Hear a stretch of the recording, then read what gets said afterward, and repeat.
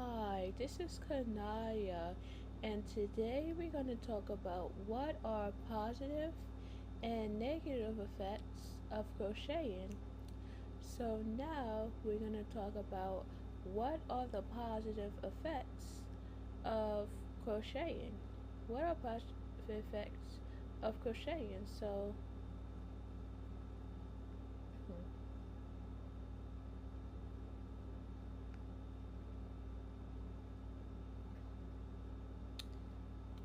let's see.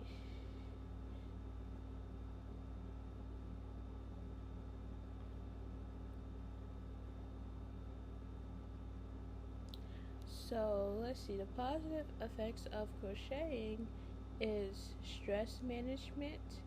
Crocheting relaxes your mind, sense of accomplishment, depression, relieves depression and anxiety, cognitive benefits, mindfulness, community, cross effective hobby means like starting a business or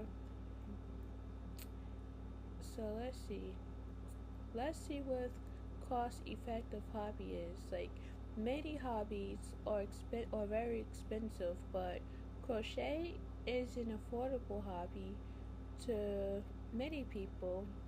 You only need to purchase a crochet hook and yarn. Let's see. So let's see.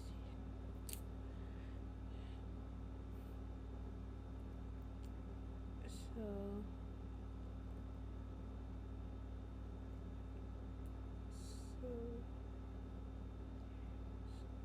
so it says cross effective hobby.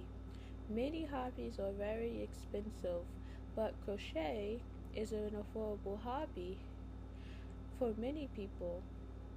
You only need to purchase a crochet hook and yarn. All of these items are fairly inexpensive. Retailers commonly sell single crochet hooks for just a few dollars and yarn starting around whatever how much it costs, like $3. I'm not gonna say like it's $3, but it's around more than $3 because depending on like what you're buying and how much yarn that you're buying or whatever crochet hooks that you're getting, because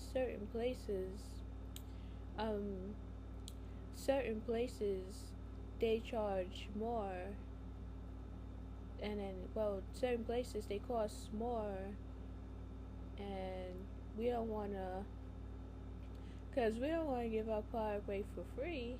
We just gotta start a business, whatever you know. Even even if even if for some reason that you go to the store and you buy different things of you buy like a few different colors of yarn and crochet hooks and needles and stuff like that. So the materials are not free.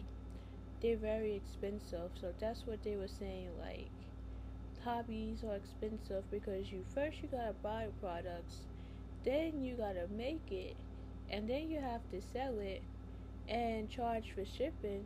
So which is the fact of you're not really giving away your products. You charging them for the stuff that you make. So it depends on like what you're making and what you're selling and stuff like that. So that's why it's important to keep in mind is when you make stuff, you're not really giving it away for free. You're just selling it. You're just selling them for people who wants to buy them. So and then also we just gotta be more mindful of how much time it takes you to make it, because you never know. They never know how much it is, or so yes, the time and the yarn and the costs of the yarn and stuff like that. So let's talk about more about cost effective hobby. So let's see cost effective hobby.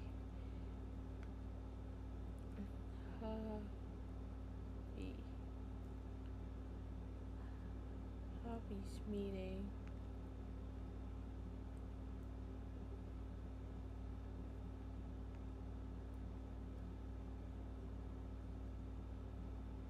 So, a cost effective hobby refers to an activity that provides good results or enjoyment without requiring a significant amount of money. It's about finding ways to pursue your interests and benefit from them while being mindful of your finances. Essentially, a cost-effective hobby provides high satisfaction and personal growth without straining your budget. This can involve hobby with minimal upfront investments. These often involve using assisted resources like resources or requiring only a few affordable supplies like sketching or drawing. Hobbies with free or inexpensive resources, examples including using library books for reading, free apps for language learning, or exploring nature through hiking. Hobbies that can even save you money, like activities like gardening or cooking, can reduce grocery bills and food expensive. In short, a cost-effective hobby is one that allows you to enjoy leisure time, learn new skill, and experience personal fulfillment without spending a fortune. So, so that's what it is, guys. About like it's about like the activity. It's like any. It's about like joining activities or that you enjoy without even without a significant amount of money. So it's about like learning new skill. So let's see. Oh.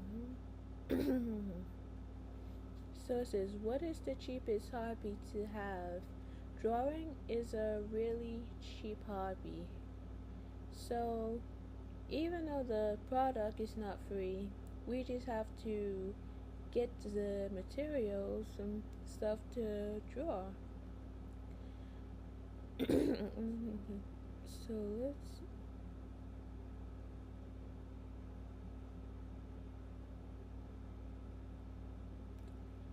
so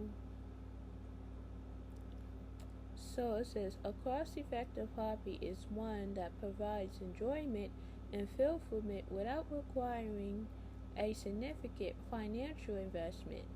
It is a pursuit that offers values for the money spent, whether that's a small initial cost or ongoing expensive. Essentially, it's about finding affordable ways to engage in activity that brings you pleasure, and enrich your life. So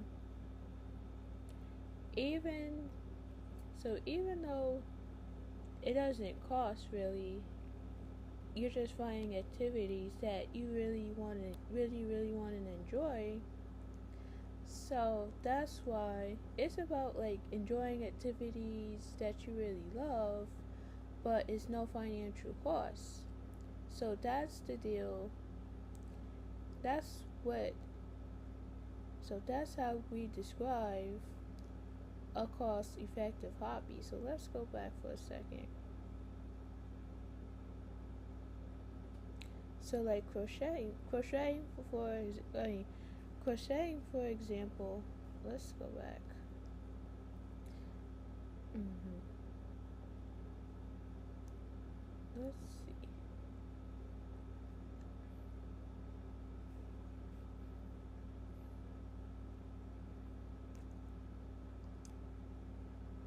see. So let's see what type of if let's see what type let's see what type of cost effective mm, effective hobby. So cost effective hobbies can be found across various categories, including creative pursuits, outdoor activities, and learning new skills. Some examples include drawing, writing, reading, gardening, hiking, and learning a new language. Many of these hobbies can be enjoyed with minimal upfront investment and offer long term enjoyment. So, creative hobbies, drawing and painting. These can be enjoyed with basic materials like paper and pencil, or even found objects like making them very affordable. Writing and journaling. Expressing thoughts and emotions through writing or journaling can be a rewarding and free hobby. Digital art. While digital art can be expensive, it could also be pursued on a budget by utilizing free or inexpensive software on existing devices. Learning an instrument. While the initial cost of an instrument can be high, once acquired, it can provide hours of enjoyment. Craft. Activities like knitting, crocheting, or other crafts can be relatively inexpensive and offer the ability to create personalized items. Or that could be expensive because we want to know how, like knitting, crocheting, or other craft can be expensive because depending on how much the product that takes. Well, it depends on how much the product is. So let me see. So calligraphic. This art forms requires minimal supplies and can be learned through online resources, outdoor activities, gardening, like hiking and walking. These activities are free and offer numerous physical and mental health benefits. Gardening. Growing your own food or plants can be a rewarding and cost effective way to enjoy the outdoors. National nature collecting. Collecting leaves, rocks, or other national items can be a fun and educational outdoor hobby. Geocaching. This outdoor treasure hunting game can be enjoyed with a smartphone and doesn't require expensive equipment. Learning new skill. Learning a language. Online resources and language exchange partners can make learning a new language an affordable and engaging hobby. Cooking. Learning to cook well can save money on dining out and provide a creative outlet. Yoga. Many free yoga videos are available online, making it a cost effective way to exercise. Starting a podcast. While not entirely free, starting a podcast can be done with minimal investment in equipment and software. Other cost effective hobbies like reading, borrowing books from the library, or participating in book swaps can make reading a very affordable hobby. Listening to podcasts. There are countless free podcasts available on a wide range of topics. Volunteering, giving back to the community, can be a fulfilling and enriching experience. Visiting museums. Many museums offer free admission days or reduced prices. Playing board games. Gathering friends for a game night can be a fun and affordable way to spend time. So, yes, these are examples. So, these are fun ways. These are ways that you can spend your time. Because, a lot of people likes to do different activities. So, yes, so many cost effective hobbies can be enjoyed without breaking the bank. Without breaking the bank. So now we can say, let's see what breaking the bank means. So let's see. So let's see, breaking the bank. So break the bank. In gambling, win more money than it is held by the bank. So let's see. So what does the idiom break the bank means? To be very expensive or too expensive to cost a lot of money, usually used in negative statements. Buy a car that's dependable but won't break the bank. Well, that's not true on my end because I know cars like that is very expensive and they charge like hundreds of dollars on different cars and stuff like that. So if I look this up right now and say, how much does cars cost? So let's see what this is.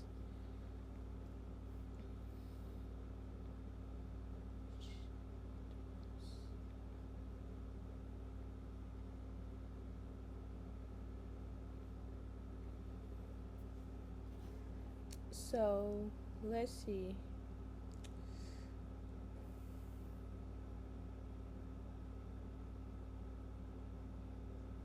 So the average price of a new car in the US is around $48,000, which is a lot of money because some people can't even afford that money to buy a car. They have to work to make this kind of money, while used cars average about $26,000. However, these are just averages, and the actual cost can be very significantly based on factors like the make, model, features, and whether the car is new or used. So yes, it depends. It depends on how much it really costs, because cars like this can be very expensive. So yeah, so we have to work really, really hard to make that money. So we definitely gotta think about this. So now we can go back to the crochet part. So it says intention. So cost effective hobby. We So it says crocheting is an expensive hobby that can help you relax and de-stress. Creativity, enhancing motor skills, social connection. So like you can join a crochet group. Let's see. So let's see. Social connection builds self-esteem, helps with meditation, insomnia, mental health. The science behind crochet is therapy, confident, crochet increase productively, memory loss, arts, impact on well-being, brain stimulation, improved mood. Crochet helps with insomnia, and expensive and unique gifts. So crocheting is nothing. It's not expensive to be honest, but well, no, it kind of is. It depends on what you're making and what you want to put in the business. So let's see what we don't know. Cognitive benefits. So let's see what this is.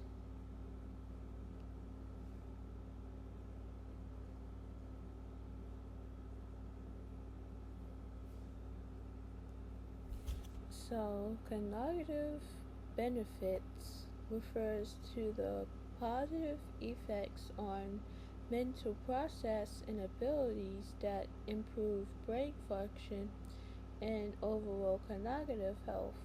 These benefits can include enhanced memory and recall, the ability to remember information, events, and experiences more effectively, improve attention and focus, the capacity to concentrate and stay focused on tasks, increase problem solving skills, the ability to analyze situations, develop strategies, and find solutions, enhance reasoning and judgment.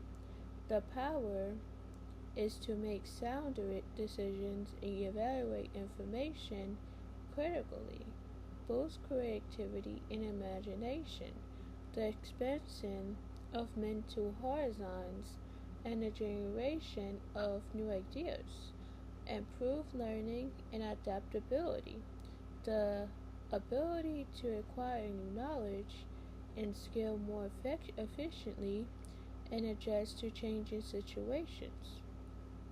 Cognitive benefits are essential for maintaining overall well being as they support daily activities, enhance and and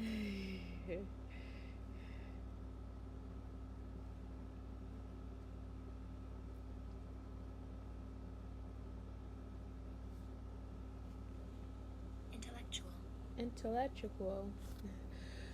I don't know. I have to pronounce this word again. Cognitive.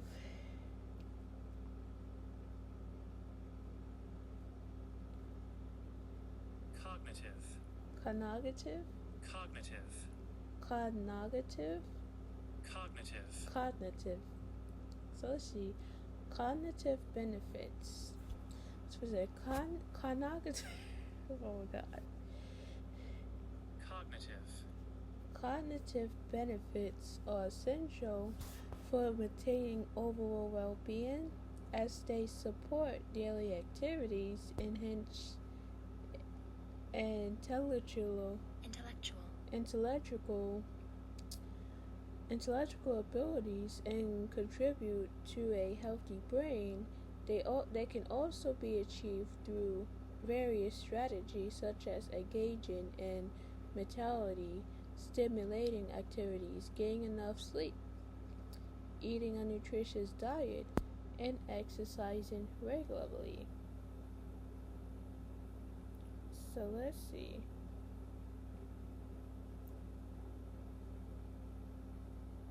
Cognitive. Cognitive. Cognitive. Cognitive. Cognitive. What is cognitive benefit? Cognitive benefit refers to the improvements in mental process such as memory, attention, problem solving, and decision making that can arise from engaging in certain activities or experiences. So let's see for a second.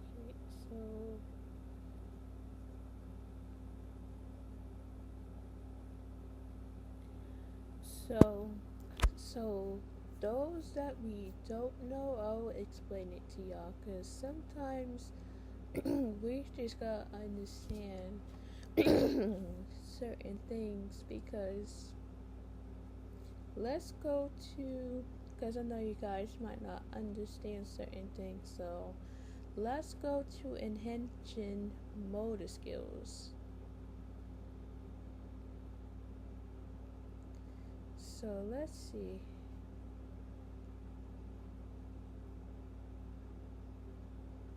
So let's see what this is. So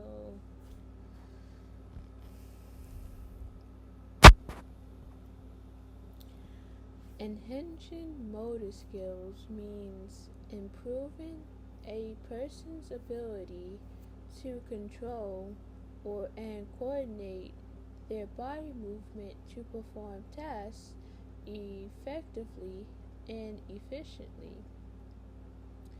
This involves developing both fine motor skills, small, precise, let's see,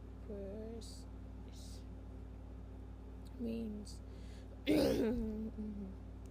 precise,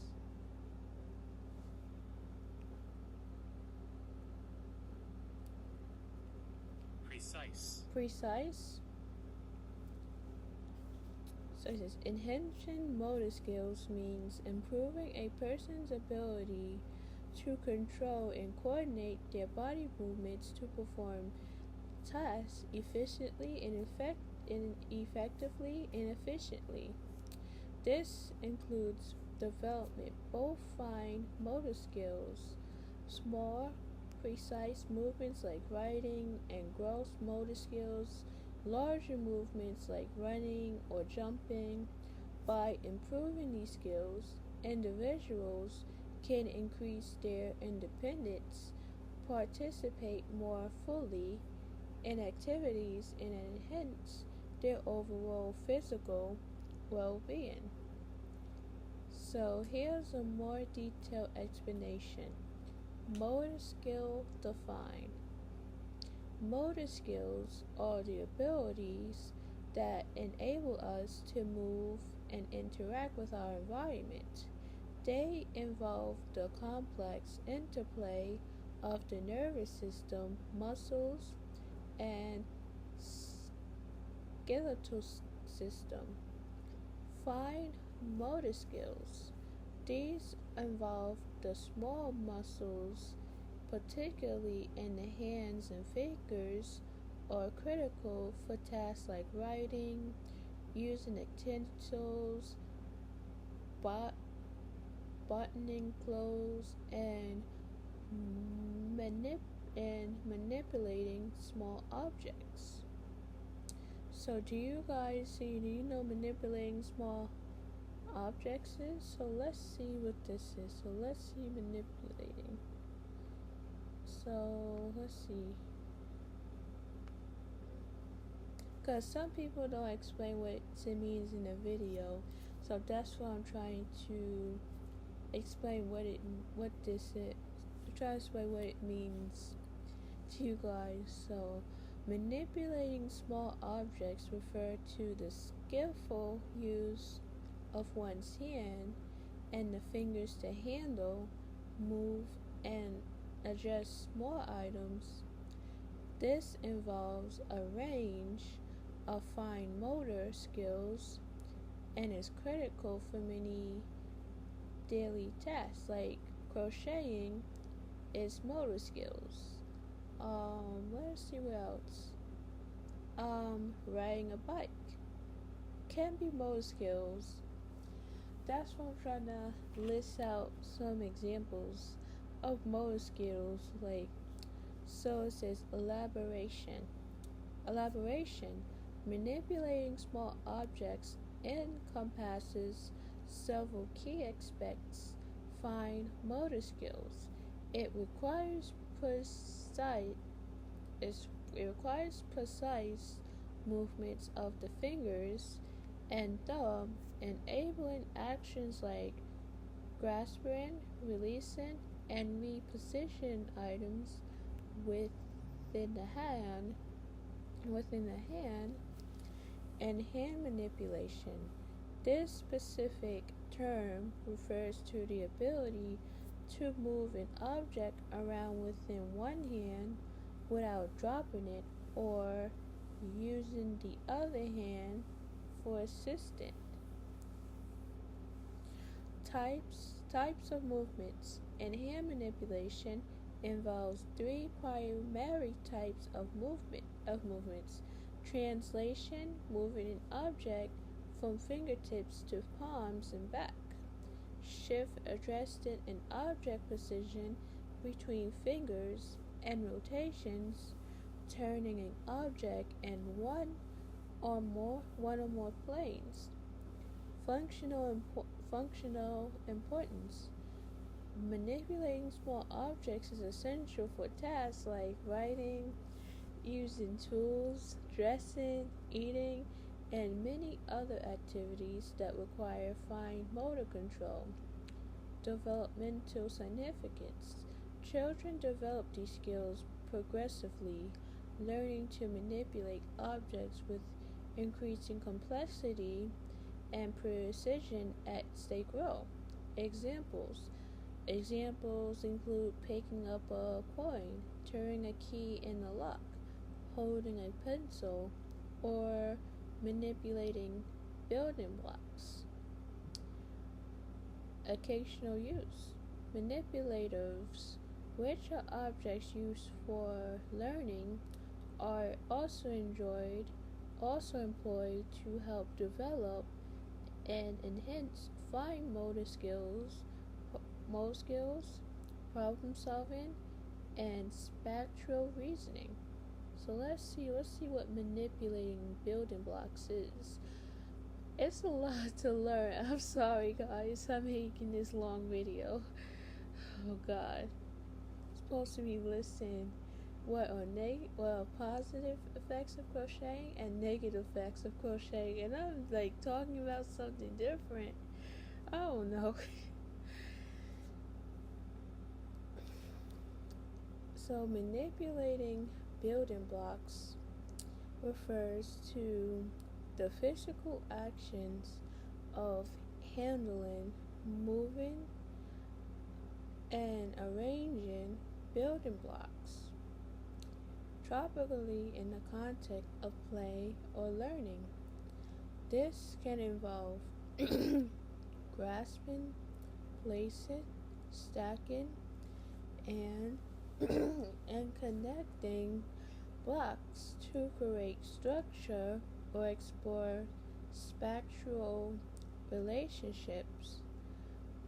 Figuratively, manipulating building blocks can also mean working with fundamental components to construct something larger or more complex. Whether it could be a physical object, a concept, or a system. So even though building blocks is like when they like build certain things, like so it's like moving or arranging the blocks and stuff like that. So that means they use the blocks to build different things. Like they can build a house, they can build a tower, they can build a line. So they can build like different stuff. We just gotta figure out a way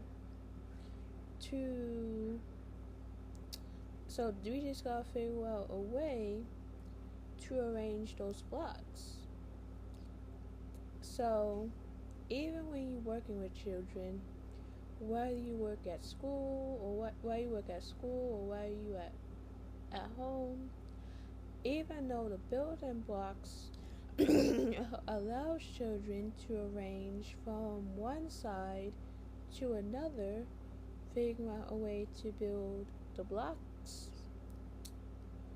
So even though these are small steps for the children, because even with little kids, we have to be careful with them, because they might not know how to communicate well, or they might not know how to handle toys properly. So building blocks will be the first thing the kids will do.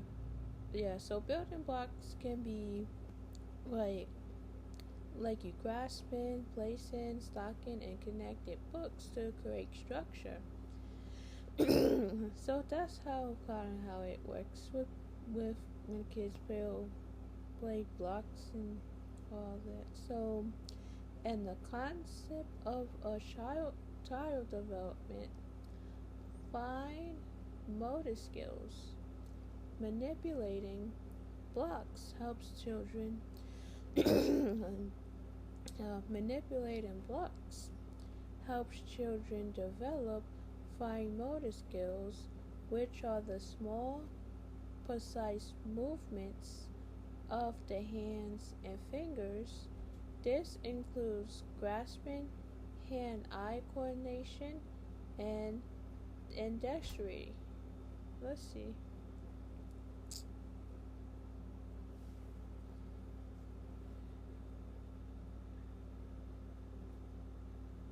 Dexterity. Dexterity. Coordination and dexterity. Spectral reasoning. Working with blocks allows children to explore spectral relationships such as how shapes fit together, how to balance objects, and how to create structure and three-dimensional space. In three-dimensional space. So let's see, spectral,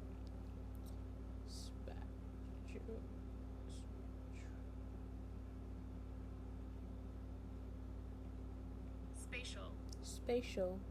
Let's see. Let's see. Spatial reasoning.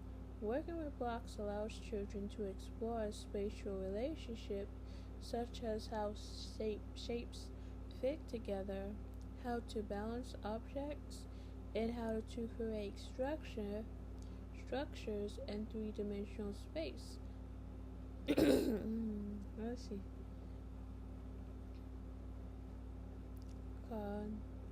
Cognitive, Cognitive. cognitive, cognitive development, cognitive development. Block play encourage problem solving, logical thinking, and mathematical concept, creativity and imagination. Children can use blocks to build anything they can imagine. Children can use blocks to build anything they can imagine, fostering creativity and imaginative play. Social skills. Collaborative block play can promote communication, negotiation, and teamwork.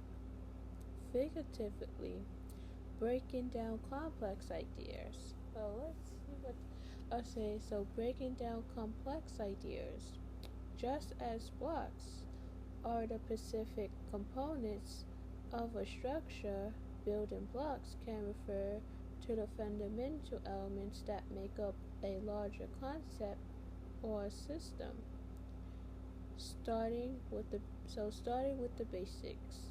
When learning something new, it's often necessary to start with the building blocks, the fundamental knowledge and skill, before moving on to more complex ideas. Constructing something new, manipulating building blocks figuratively can also mean assembling those fundamental components to create something new, whether it's a project, or a theory, or a plan. In a sense, manipulating building blocks, both literally and figuratively, involve working with fundamental elements to build, create, and learn. So that's what manipulating building blocks is, cause not for nothing, that's what the little kids start with when they communicate. Well, when they first so the building blocks will be the first toy they play with. So even though manipulating little objects like building blocks and stuff like that, those can help the kids rearrange from one way to another. So let's see what else. And let's see. Crocheting involves using precise hand movements and eye coordination, which can improve dexterity and hand-eye coordination. So let's see, Dexter. So let's see.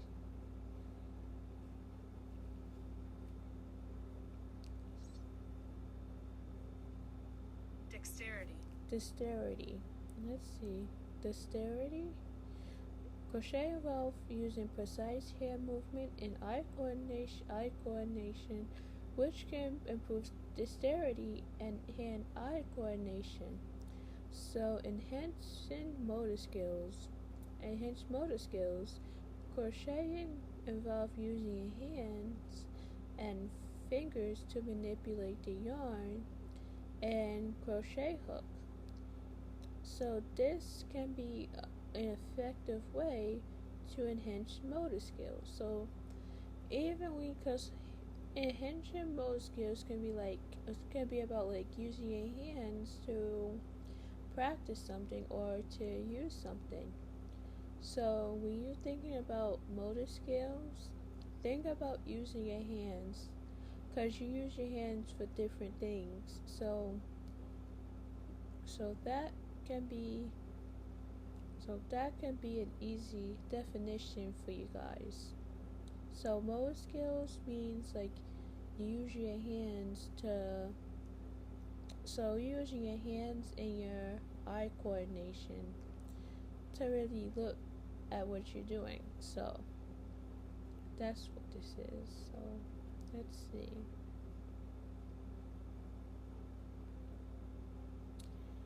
So now we're gonna go to what are the negative effects of crocheting. So what are the negative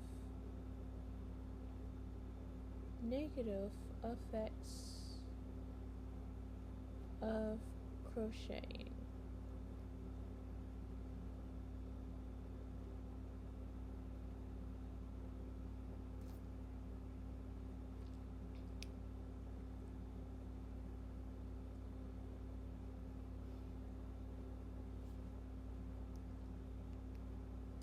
Matter of fact, before we go to the negative effects, let's go to insomnia real quick. So just in case if you guys don't know,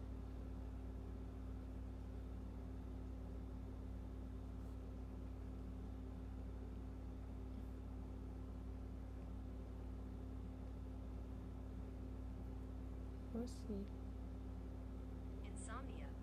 Insomnia. So insomnia is a common sleep disorder where people struggle to fall asleep. They stay asleep or both, despite having the opportunity to sleep. This can lead to daytime impairments like fatigue, difficulty concentrating, and irritability. Insomnia. Let's see, irritability. Did I sound this right?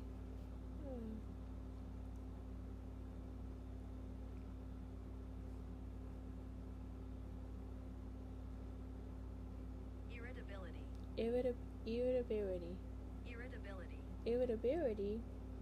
So irritability is a state of being easily annoyed or angered, characterized by heightened sensibility to stimuli and a tendency to react with negative emotions like frustration, annoyance, or even anger. It can be a normal reaction to stress or fatigue, but it can also be a symptom of various underlying physical and mental health conditions. So it's kind of like insomnia, like when you don't get enough sleep at night and you struggle to sleep and you wake up the next day and feeling annoyed or upset or you're tired and stuff. This can happen to many people because they struggle to fall asleep and then get up the next morning feeling tired or sluggish or angry, annoyed. That's what happens to people when they don't get enough sleep. So which I'm gonna tell you what to do at the end of the video. So let's see. Types of insomnia. Acute insomnia. Short-term insomnia, often triggered by stress, recent trauma or changes in sleep environment. Chronic insomnia, ongoing sleep difficulties, ongoing sleep difficulties lasting for a month or longer, often linked to underlying health conditions or poor sleeping habits. Symptoms of insomnia: difficulty falling asleep, waking up frequently during the night and struggling to fall back asleep, waking up too early or and being unable to return to sleep, feeling tired or sleepy during the day, irritability, I said irri- irrit- irritability, oh irrit, Irritability. irritability. Let's see. What do you need something? Irritability. Let's see.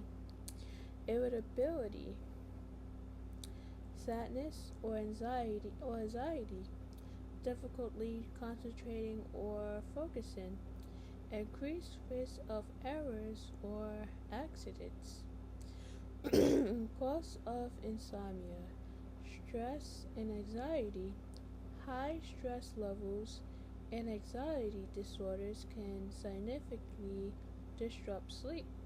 Depression, sleep disturbance, or a common symptoms of depression. Medical conditions. Certain medical conditions like chronic pain, acid reflux,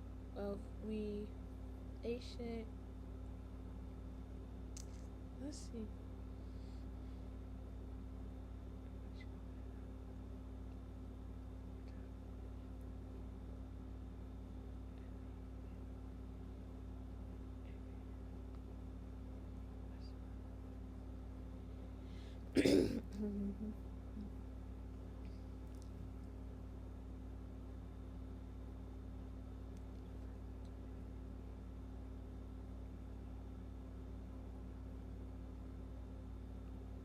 Reflux.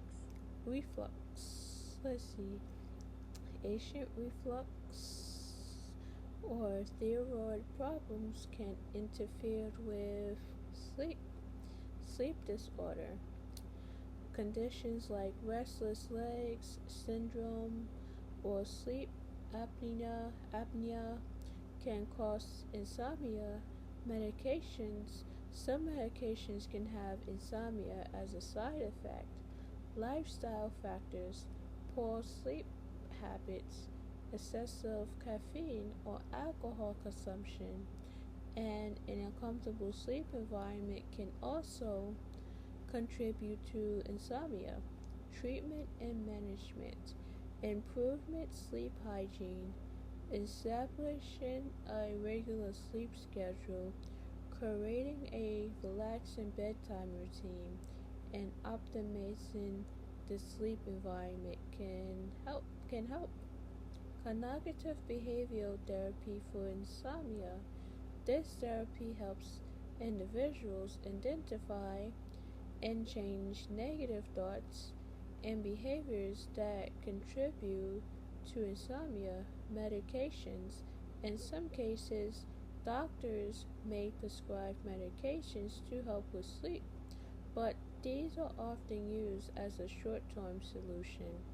Addressing underlying conditions. Treatment Treating any underlying medical or mental health conditions can significantly improve sleep. So let's see what can you do if you have insomnia. So what can you 2, if you have insomnia.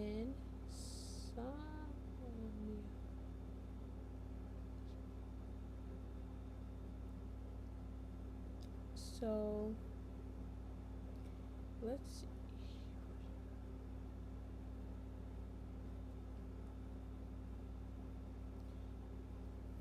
So it says when you have insomnia.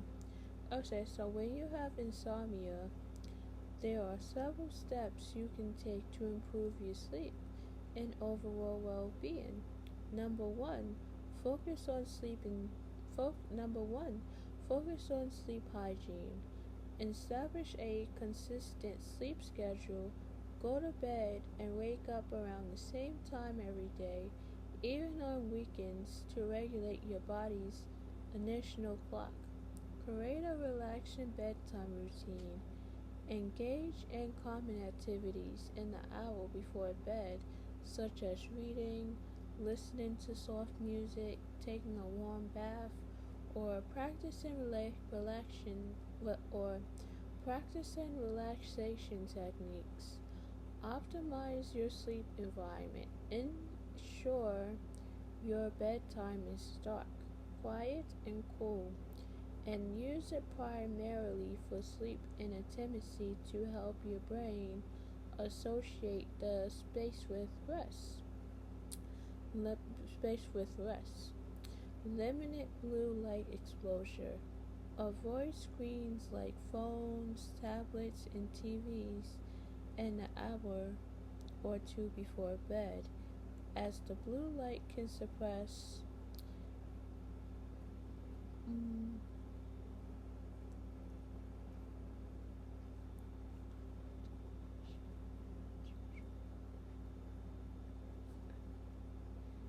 Motrin. Melatonin. Melatonin. Let's see. Melatonin. So, let's see. So, as the blue light can suppress melatonin, and sleep. Interfere with sleep. Number two, address lifestyle factors. Avoid stimulants.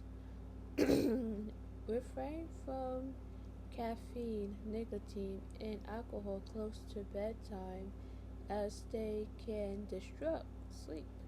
Be mindful of food and drink. Avoid large meals or heavy snacks right before bed, and limit fluids to reduce nighttime bathroom trips.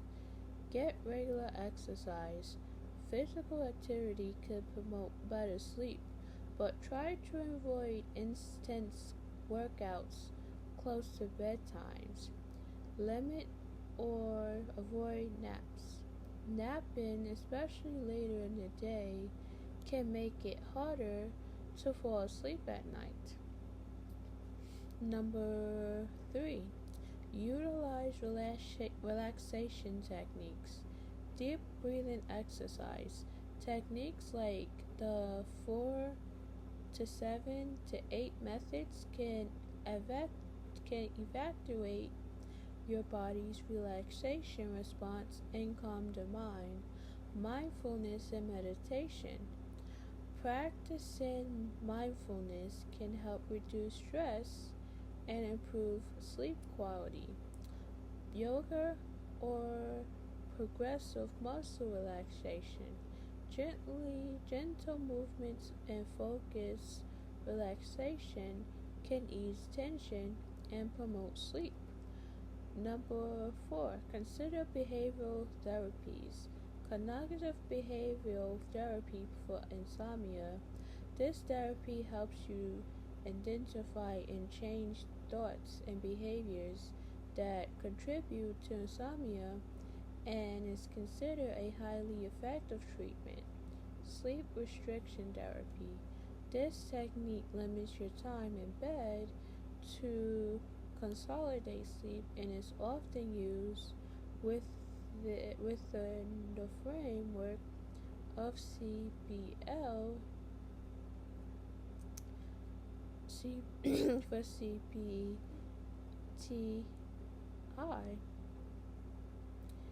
Number 5. Seek professional help when needed. Consult a doctor.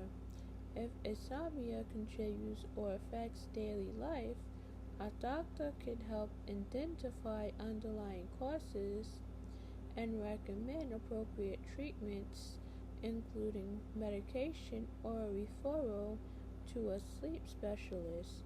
Consider behavioral sleep medicine specialists. These professionals are trained in CPTI and other behavioral interventions for sleep disorder. Important notes: avoid self-medicating. Avoid self-medicating with over-the-counter sleep aids without consulting a doctor, as they may have side effects or to be unsuitable for long-term use. Do not force sleep. If the sleep does not occur within 20 minutes, get out of bed. Get out of bed, do a relaxing activity, and return when feeling sleepy. Be patient. Improving sleep takes time and consistently. Stick with your chosen strategies and track progress.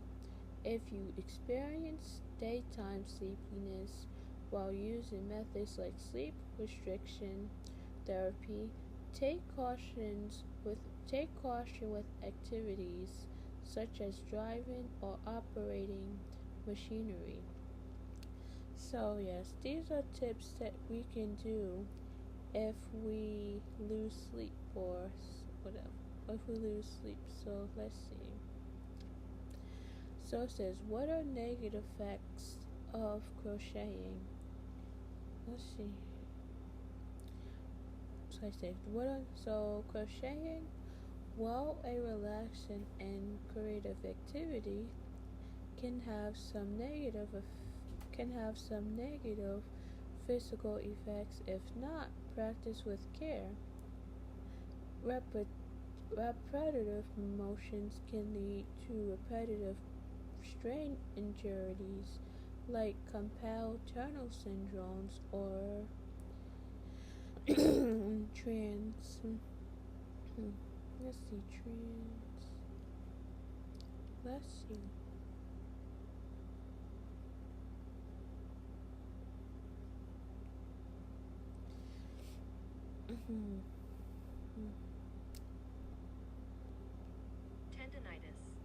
Tendinitis. Tunnel syndromes and tendinitis, especially in the hands, wrists, or arms.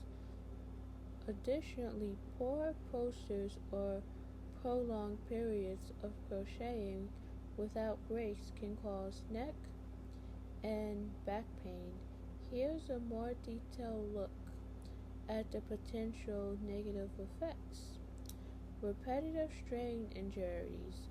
The repetitive nature of crocheting can strain muscles and tendons, leading to pain, numbness, or tingling in the hands, wrists, and forearms. Carpal tunnel syndromes, inflammation and compression in the median nerves and the wrists, often caused by repetitive hand movements, can result in pain, numbness, and weaknesses in the hand and fingers. So let's see, tantrum.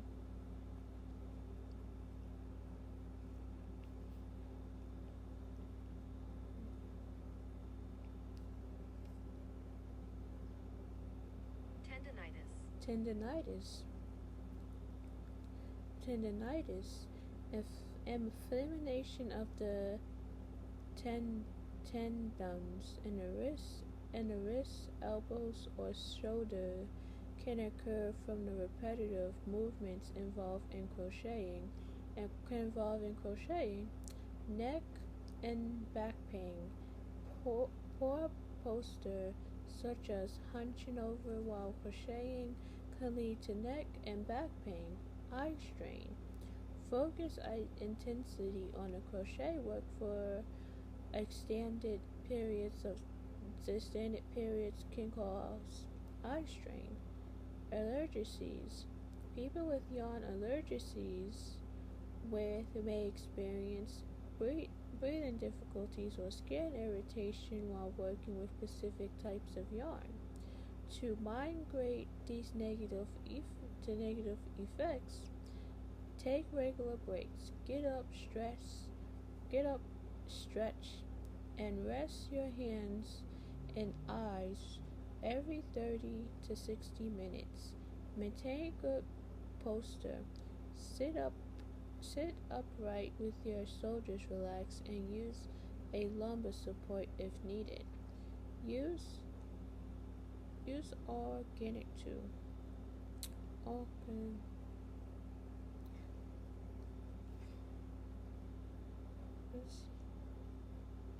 Ergonomic. ergonomic, Ergonomic. ergonomic. Use ergonomic tools. Ergonomic hooks and tools can help reduce strain on your hands and wrists. Warm up your hands. Stretch your hands and wrists before starting to crochet. Listen to your body. If you experience pain, stop crocheting and rest. Don't push through the pain. Choose the right yarn.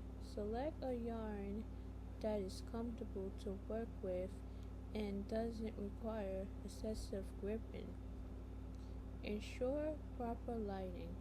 Crochet in a well lit space to minimize eye strain. So let's see.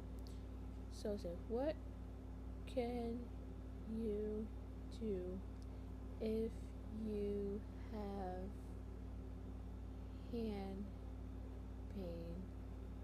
So let's see. So if you're experiencing hand pain, try resting your hand, applying ice or heat, taking over the counter pain relievers, and performing gentle exercise or stretches. If the pain is severe, persistent, or accompanied by other symptoms like numbness or signs of infection, seek medical advice. Here's a more detailed breakdown. Rest. Avoid activities that aggravate the pain. Heat, I mean, Ice or heat. Apply ice packs wrapped in a towel for 15 to 20 minutes every few hours to reduce inflammation and pain, or use heat to relax muscles and relieve stiffness. Over the counter pain relievers. Medications like ibuprofen or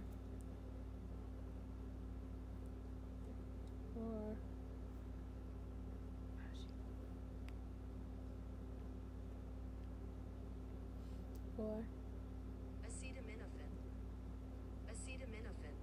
acetaminophen acetaminophen can help manage pain and inflammation. Splinting. A splint can help immobilize the wrist and hand, reducing strain on affected area, especially if you have carpal tunnel syndrome. Gentle exercise stretches.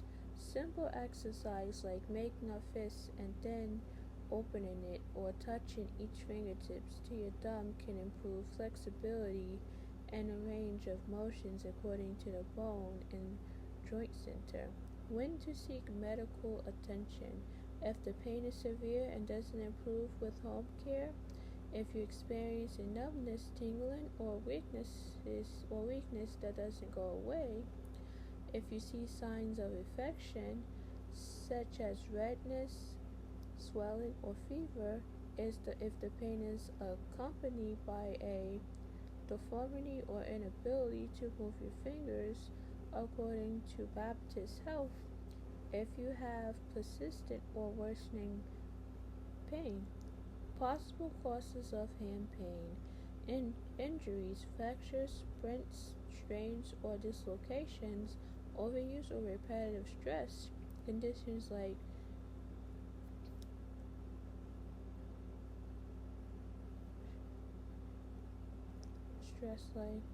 Tendinitis. tendinitis or carpal tunnel syndromes, arthritis, because arthritis hurts. Um, so let's see, arthritis.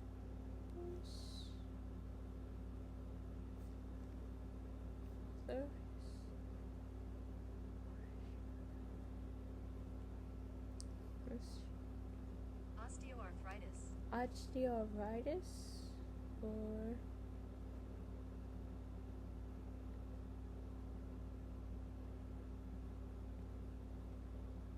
osteoarthritis or osteoarthritis, osteoarthritis or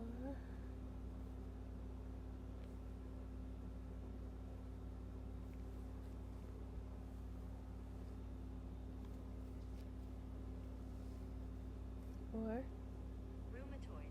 rheumatoid, rheumatoid, Osteoarthritis. osteoarthritis or rheumatoid arthritis, nerve compression, such as carpal tunnel syndrome, other medical conditions such as Gilly, let's see,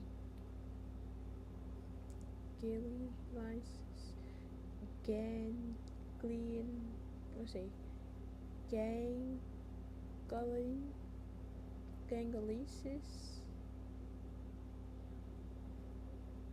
gangliosis, Ganglion cyst.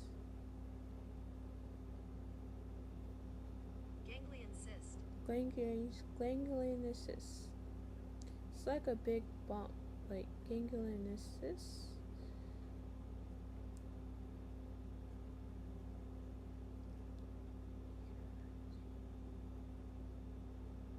Gangliosis.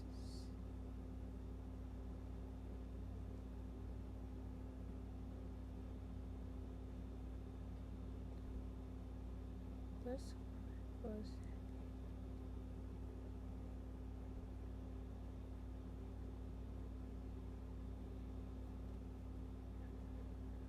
Gangliosis. Let's see.